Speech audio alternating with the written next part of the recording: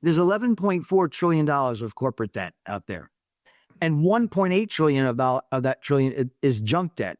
So you think about companies have to continuously tap the corporate bond market. This is one of those examples I throw at you to show you how big this Hyman Minsky moment has grown. You're listening to Kerry Lutz's Financial Survival Network, where you get valuable information you just can't find anywhere else. To thrive in today's trying times, you need the Financial Survival Network, now more than ever. Go to financialsurvivalnetwork.com and get your free newsletter and gift. Financial Survival Network, now more than ever. And welcome. You are listening to and watching the Financial Survival Network. I'm your host, Kerry Lutz. Hey, we are halfway through September. All hell is breaking loose on every front. We've got record high gold prices. Silver has awoken. I mean, it was close to $43 today. Now it's pulled back a little, but maybe it's time for a breather. But let's get the real truth here from Michael Pento, pentoport.com. Michael, as always, great to have you back, and glad you survived your pickleball game. Well, I wish I could say the same for my golf game, because that's a complete disaster, which is good news for my clients because they know I'm not spending a lot of time on the golf course. Yeah. All right. Be grateful for small favors, right? Yeah. So breakout in the metal sector, even silver, maybe silver will start to lead. It's kind of half leading, half holding back. What's your take? What are the metals telling us, especially platinum breaking out from a decade of depression for platinum? Yeah. So I'm a big holder of gold, and I haven't owned platinum for my entire investment history up until about 3 or 4 months ago. I saw it started breaking out. You know, platinum is more rare or rarer, I don't know which one's correct, than gold. It's more precious too, more durable than gold. And it has a lot of other uses outside of jewelry. So I remember, I've been in this business for 35 years. I remember when platinum was always more expensive than gold for decades. And then all of a sudden that switched, and it switched in a big way. So now platinum's not even half as valuable as gold. And I'm looking for some kind of mean reversion here. But I don't think gold's going to go down and platinum's going to go up. I think they're both going to go up, but platinum has a lot of catch up to do. And you know, you're a big silver guy. I don't have to own every precious metal or semi-precious metal as silver has a lot of industrial components to it too. I'm really in love with these monetary metals, and that's gold, first and foremost, served us very well for years, and platinum. But what do they, I mean, you asked a more interesting question is like, what's going on with these metals? And you know what, I mean, as you asked that question, I don't know what your questions are before you asked, but when you were asking that question, what hit my mind was like, the Fed's balance sheet, which basically is a measure of how big is the monetary base, or a big portion of the monetary base, is how many assets does the Fed own? Well, for many, many, many years of our existence, I'm 62 in a couple of weeks here, the Fed owned, just a few $100 billion in treasuries. Mm-hmm. That was their balance sheet. And, since, I guess you could say since 1987, but really this madness started in the year 2000. It was put on steroids in 2008. And then we had these buffoons that run our monetary regime post-COVID. Fed's balance sheet went to just over 9 trillion with a T dollars. Amazing. And we managed to get back down to, I think it was 6.6 trillion is what we are now. So we went to 6.6 trillion, which is a lot more than $700 billion, where it was just prior to the global financial crisis. And then we spent most of the time between 2008 to 2022. We spent almost all of that time, not all of it, but most of that time, where interest rates were near zero. They were 1% or so. And And in a real sense, they were profoundly negative. So this is a long-winded way of saying that we have $37 trillion national debt. The corporate debt is enormous. Consumers are swamped in debt as well. We have so much debt, particularly at the state level. And I mean, by state, I mean the national level, not just not the federal level, not the state meaning the people who run this country. Mm-hmm. That we have no choice but to continue building that balance sheet to infinity, more and more lofty heights. And Kerry, what I find, you ask me why gold is in this primary bull market. It's just spectacular. I think it's just beginning. So you have to ask yourself, which one of the two mandates does the Federal Reserve really like the most? So they have this dual mandate, which is full employment and stable prices. Well, stable prices, that's BS, because their stable prices has been redefined as 2% inflation. Now, 2% went out the window because they can't get anywhere near 2%. They've been above 2% for 52 months. and they're 50% above 2% because the inflation is running at 3%, the way they measure it. Even the way they measure it, inflation is 2% above target. And what are they doing, Kerry?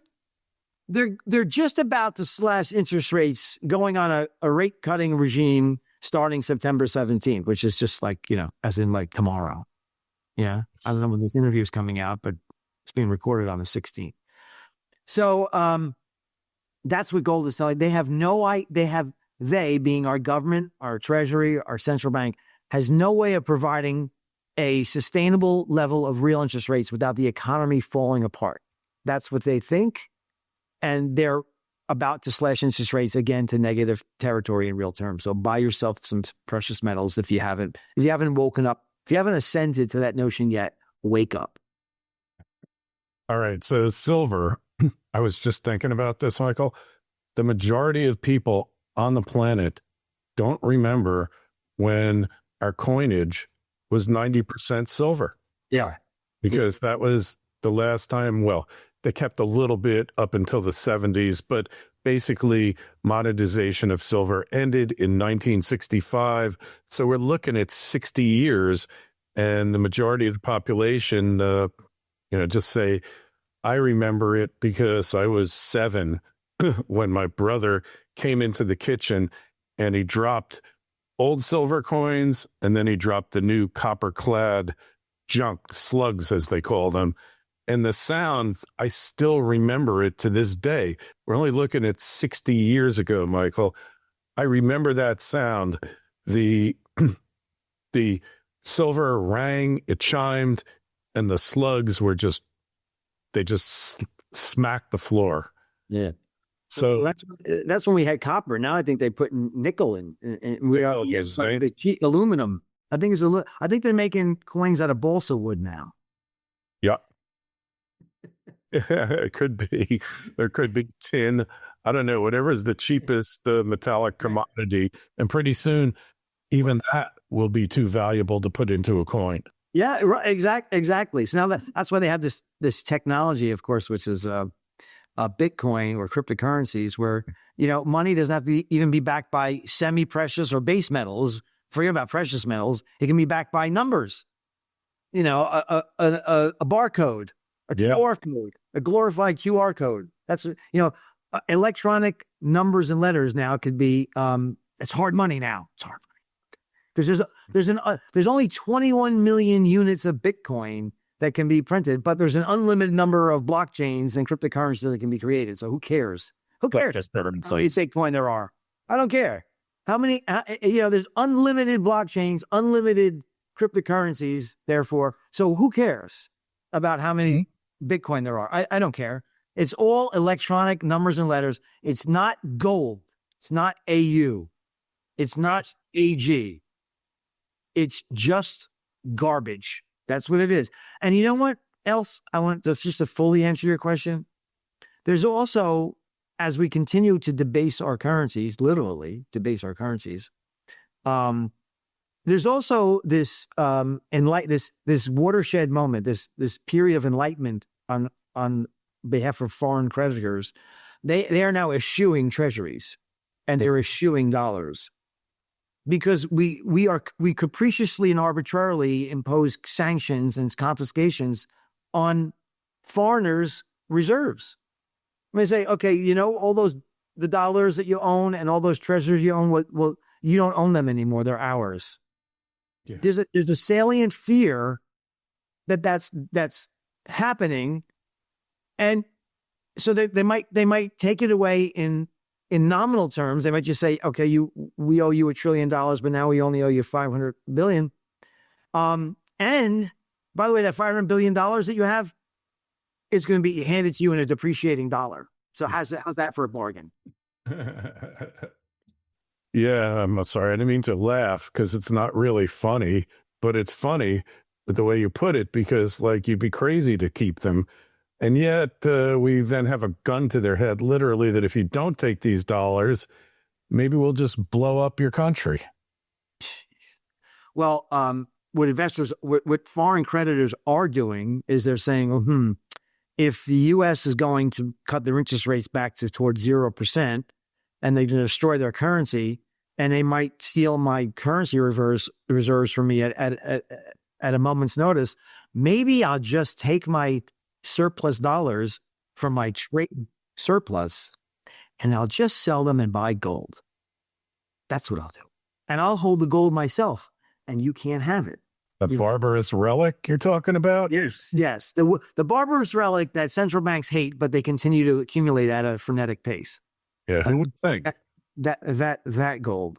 Yeah. That one. Huh? That which is virtually indestructible, extremely precious, extremely rare. That is why gold is money, because it doesn't go anywhere. It lasts forever, and it's very rare. And it's also, divisible, and it's a medium of exchange. It checks all of the boxes. And the little green pieces of paper, which are probably going away in the future to be replaced by a central bank digital currency. Yes. Who the heck wants to store your savings in that? I mean, literally, if I just told you that the central bank digital currency, let's just say we had one in 2007, and the whole Fed's balance sheet was 700 billion, and a couple of years later, just a few years later, it was 9 trillion.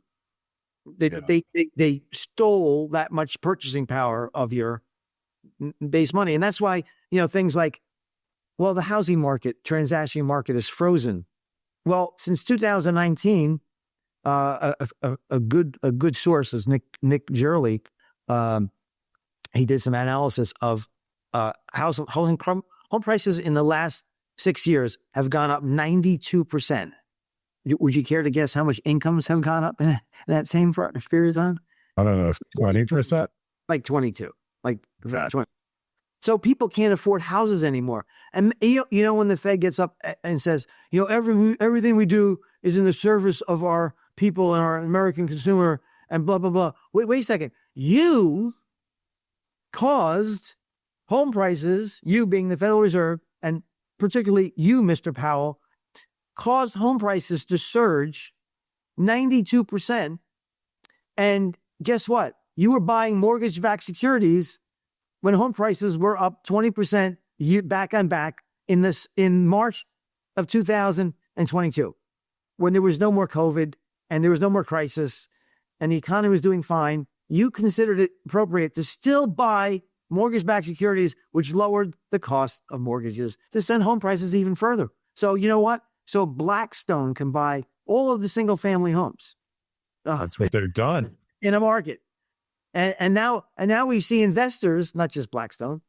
Now we see that investors own between 20 and 30% of the entire single-family home market. There's nobody in these houses, or they're rented, or they rent. And you know what? Home prices are now rolling over. And figure so you have the bottom 4 quintiles of Americans have been destroyed. The purchasing power has been wiped out. And the top quintile is keeping the thing afloat because stock prices are at record highs. And I mean record, like crazy record. So the valuation of equities right now is 218% of GDP. That's something that's never been even imagined. The mean metric there is like 90. Kerry, not 218. And, we have all these target date funds and there's 401k plans. Mike Green talks about these passive flows all the time. He's very right, very correct. And the passive flows are going to go into reverse because when we have a recession, you're going to have debt and deficits.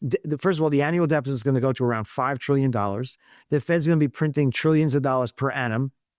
The deficit is already over $2 trillion this year, despite all the tariff revenue that we're supposedly getting. I don't know if the revenue is fictitious or we're just spending more money than we ever did before. But why are we having in almost a record low unemployment, 4.3% unemployment rate, and supposedly not in a recession? How the heck do we have $2 trillion plus deficits, Kerry? How?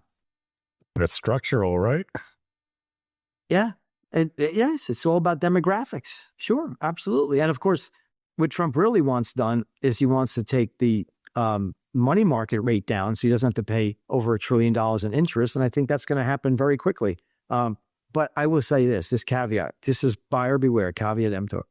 If Powell lowers rates by 100 basis points, which I think he's going to do in the very near future, and then he's going to be replaced by a obsequious sycophant in This is terrible. So one who's really, really, really going to cut interest rates. What if the long end of the bond market doesn't say, I don't really like this. This is not kosher. I am going to raise the long-term borrowing costs, which is where, by the way, that's where mortgages are priced. There, where corporate debt is floated. That's where auto loans. So see, I manage money for a living, and I am long the stock market. But I am long with an algorithm that tells me when the credit markets are starting to crater and fracture, and they will. And when they do, They have to. And when they do, But they're what? Kerry, when they do, we're going to have a very expeditious and salient, trenchant decline in stock prices. It's going to happen quickly. It's going to be very sharp and acute. And I want no part of that. I want to be out and short the market when the worst of that happens. Yeah. So we're getting to that point. How much longer do you think it's going to be, Michael? Well, I mean, listen, all I can tell you, it's not happening right now. If you look at credit spreads, if you look at financial conditions, they're as easy as they can possibly be. Financial conditions, credit spreads are as tight as they can possibly be. And that's why. A bad sign, right? That's a negative indicator. Well, it's negative long term, but in the short term, it says it's a green light. I mean, if financial conditions have been this tight, financial conditions have been easing now for a very, very long time, and they're up. They're very, very easy, and credit spreads are the tightest I've ever seen them. So that tells you that's like there's no complacency abounds. So it's a green light, but you're speeding at 100 miles an hour towards a brick wall. So when it unravels, it's going to unravel quite quickly, and you have to be very nimble. And you have to have somebody managing your money who's not going to say, well, it'll always come back. Well, tell that to the Shanghai Stock Exchange. Tell that to the Nikkei Dow. I mean, the Nikkei Dow was down for 35 years. 35 years, Kerry. They were, they didn't see an all-time high. So I think when this thing does break, there isn't a damn thing the Federal Reserve or Treasury can do about it, because when this breaks, it's going to break because of inflation and insolvency concerns. So if you're going to tell me the same playbook is going to be deployed that's worked in the past, meaning, well, the Treasury is going to borrow trillions and trillions of dollars and the Fed's going to buy it all. And the bond market's going to say, oh, I'm already, the bond vigilantes have already told you enough. And this is your way this is how you're going to fix it? Wait, I thought bond vigilantes were an endangered species here, Michael. Yeah. Well, listen, they're a slumbering volcano like Vesuvius, and it's going to erupt. And there's no way, I have no doubt in my mind that it's going to happen, because you can't tell bond vigilantes, you can't tell people that they should, like the 10-year note is just over 4%, Kerry. If inflation goes back to where it was in COVID, 9%, the way they measure it, 17 to 20 in reality, are you going to buy how many 10-year notes are you going to buy at 4%? I mean, you don't even have to be a vigilante. You just have to be a little smarter than a mentally challenged amoeba. And you're not gonna lock up your money for 10 years at 4% when inflation's at 9%. And if you're smart, you'll be shorting the bond market like me. Because I will short the bond market too. That's one of the arrows I have in my quiver. As a matter of fact, in full disclosure, I shorted the bond market yesterday. Now, I'm not saying the bond market's going to unravel now. I'm just saying, and I think you alluded to it, with credit spreads this tight and with financial conditions this easy, and with the 10-year note at 4%, I shorted the long end of the bond market, just so you know. Sure. How much lower is it going to go? I mean, outside of a recession, and I'm not ruling that out. And I have a lot of money in the belly of the curve in the shorter end, so I'll be fine. But outside of a recession, and let me just add this real quick. Remember, I said a recession will cause the deficits to go up to $5 trillion. Mm-hmm. That's the way the math works. Yeah, for sure. So we're already at 2. It's going to go to between $4 to $6 trillion. There's no guarantee that the long end is going to do anything but go higher in yield. Lower in price, higher in yield. So I'm not exactly convinced even a recession would save the long end of the bond market. But let's just say it does. Outside of a recession, there's nothing that makes me think that these yields are going any lower. Mm-hmm. So now's your chance to do it. So limited time offer. So what's the asymmetric play for the inevitable here? It's gold and silver, obviously. But from a security standpoint, let's just say you see it all going to hell in a handbasket. What's your final bet at the table? So right now, let me answer that question by saying right now we're not positioned for the 4 horsemen of the economic apocalypse to break out. And generally speaking, that's short-term bonds. It's the U.S. dollar, which is on thin ice. It's shorting the market too. You have to short the market, have some cash. So those are the 4 horsemen. So the dollar might not play a role in that because there might not be a huge unwinding of that dollar carry trade. So that's still a question. But you asked me what happens if we do enter this moment where the great reconciliation of asset prices begins. You don't want any part of equities. You have to be able to short equities. So I would short equities. I might be shorting the bond market, and I would hold short-term treasuries. I wouldn't, obviously I wouldn't go to the money market. I wouldn't be in T-bills. But if you own between 2 and 7 years, you'll make a lot of money, I believe. Mm-hmm. Your trade. That's the best place to hide. Or you could just listen to your salesperson, your used carpet salesperson, money manager, who'll just tell you, well, don't worry, it'll come back. You can't time the market.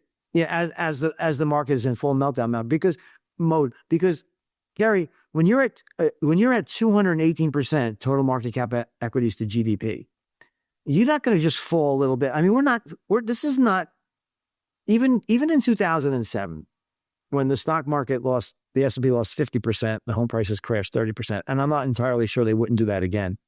In some markets, they're absolutely going to do that. They're on their way down there anyway. Mm-hmm. But the total market cap of equities to GDP back then was like 104%. That's expensive. The market still crashed. And even in the NASDAQ bubble, when that's the ultimate bubble, it was 140%. But when you're at 218, when this process starts, I mean, you're going to crash and crash hard like we've never seen before. So I think you could very likely very high probability that you'll see circuit breakers trigger, down 7%, down 13%. I mean, you hold trading on the NYSE. So that's what happens when you have 3 concurrent bubbles that are existing concurrently. So just for the record, that is equities, real estate, and credit. All right. So we're heading towards what they call a Minsky moment, right? Mm-hmm. Exactly. There's $110 billion worth of mortgages that are seriously delinquent right now. 110 billion? $110 billion. Seriously delinquent credit card debt is the highest level in the past 14 years. Mm-hmm. So people don't understand. So they look at household debt to GDP. and it looks quiescent on that metric alone. But what you have to figure into that, we have a record. I think it's $18.4 trillion in consumer debt, household debt in total. That's a record high. So it's not like we don't have any debt anymore as consumers. 18.4 trillion is a lot of debt. It's a record high. But if you look at the ratio to GDP or to incomes, it's not so bad. But what people have to understand when they look at that metric in isolation is that the bottom 4 quintiles have no cash flow. They're living paycheck to paycheck, hand to mouth. So they don't have, even though they don't have a lot of debt to income, their income has been wiped out because of inflation. So there isn't a lot of income left over to service the debt.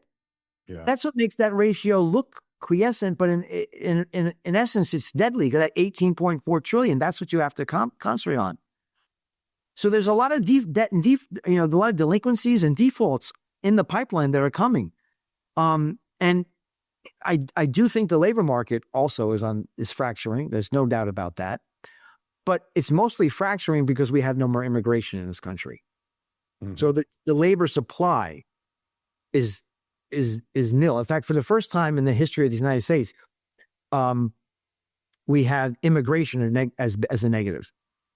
So there's a net outflow of people who are not born in this country. They're here, but they weren't born here. There's a net outflow of those people for the first time in the history of the United States. Wow. So what appears to be good on the surface, not really so good.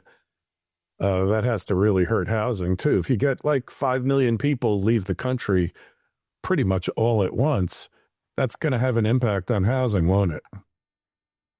If 20 to 30% of all homes are owned by investors, that's the statistic I told you. There's a lot of homes inventory that's going to hit the market as soon as the home prices start falling on a national basis. I mean, it's one thing to say, I own my home and I really don't want to sell, even though I might be a little underwater, because I have to change my address and I have to call the credit card companies and I have to get a moving van and I have to argue with my wife as to what thing I'm going to throw out and what I'm going to pack. It's a big headache. Believe me, I know. I've done it enough. But you know what isn't a big headache? Hey, hun, we own these 4 houses. We can only live in one of them. And you know what? They're all going down in value now. And it's just so expensive, the upkeep and the insurance and the property taxes. And we're up 100% on these houses. Why don't we sell some? I'll just call the agent and put them on the market. We don't have to do anything. Mm-hmm. That's called latent inventory. And there's a tsunami of that coming. Wow. So you want to be owning one house now, if any, or perhaps sell your house and rent, right? I'm one of those people who had a property that was not lived in. It was an investment home, an investment property. I took a bath on it, and it was in New Jersey. Mm-hmm. Held it for 3 years, and I sold it for a loss. So it's just not. I mean, it's just not worth it. No, it's not worth the headache. So if home price to income ratios have never been this high. Now, remember in 2006, in the middle of they call the aughts, whatever that means. But 2006, 7, 8, in the middle of that decade, there was really no, the real estate bubble was salient, but there was no equity bubble. Mm-hmm. We have 2 gargantuan bubbles existing at the same time. And in addition, we have things like that never existed before in credit space, like private credit, loans to businesses that couldn't get a loan from the bank and they couldn't tap the corporate bond market. And there's I think there's like $1.7 trillion of that stuff out there. And it never existed before.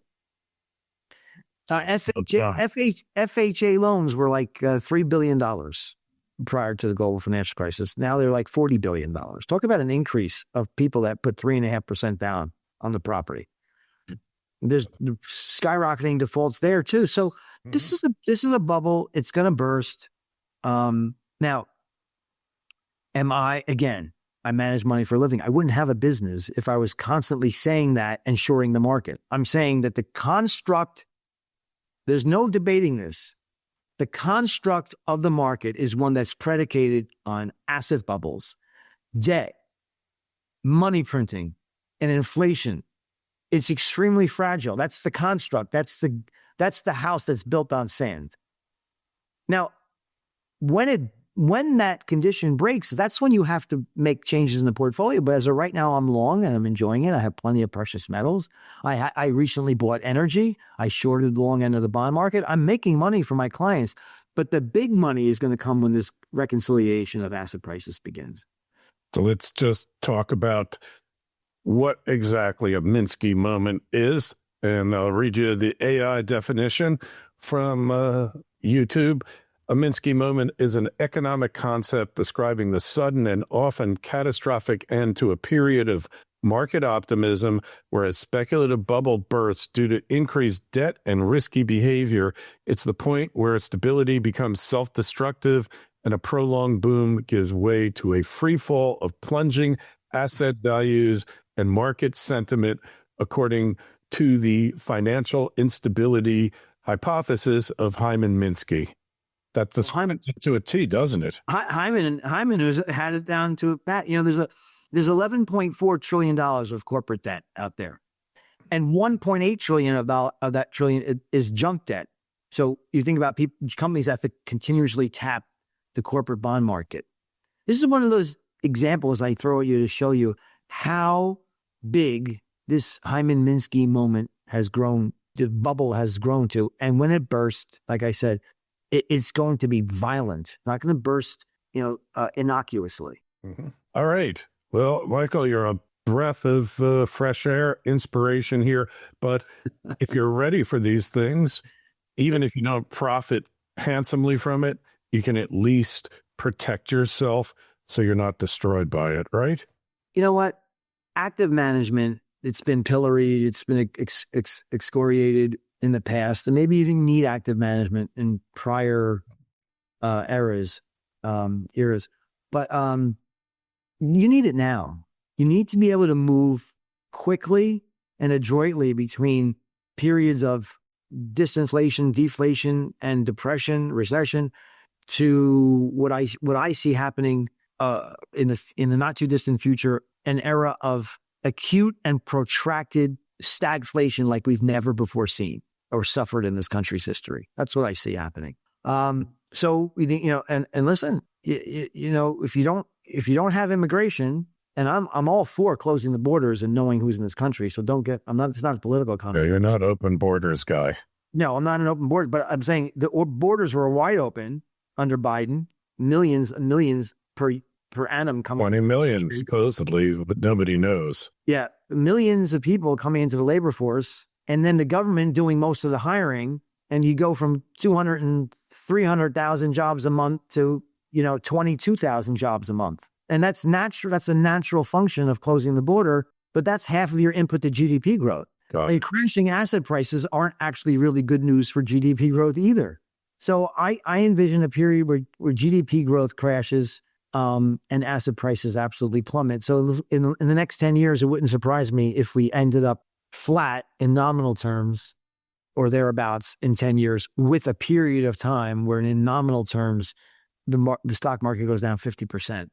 And if you can time that reasonably well, you instead of waiting a decade to get even or more, you can actually have the capital to be deployed at the appropriate moment when they reliquefy the banking system, where you can actually enjoy that 100% ride back to even. Remarkable. All right. Well, that's something to definitely think about. You got to take a look in the mirror, decide your risk tolerance. Sometimes the biggest risk is not doing anything. And I think a lot of people are going to be stuck there, Michael. If you got any questions for Michael and myself, shoot me an email, kl@kerrylutz.com. The link to Michael's site is in the show notes of this interview. And we're no longer doing a website. We're doing a Substack. Honestly, websites just became too big a pain. The thing breaks all the time, gets hacked. Substack, I could write articles, produce videos, produce audios, and it manages my email list. Can't beat that, Michael. Appreciate you coming on as always, and we will definitely catch up with you next month. Thank you, Kerry. Thanks for listening to Kerry Lutz's Financial Survival Network, your solution to today's trying times. For the latest, go to financialsurvivalnetwork.com. Financial Survival Network, now more than ever.